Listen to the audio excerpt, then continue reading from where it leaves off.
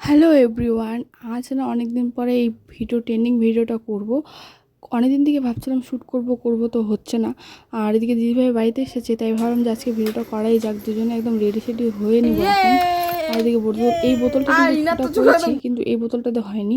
আর এদিকে মোমো নিয়ে চলে এসেছে, আর মোমোটা খেয়ে দিয়ে আমরা কিন্তু এখানে রেডি, রাস্তায় চলে যাব। আমাদের হচ্ছে রাত্রেবেলা ভিডিও শ্যুট। রাত্রে বাজে এখন 12টা, আর আমরা এভাবে ভিডিও শ্যুট করছি।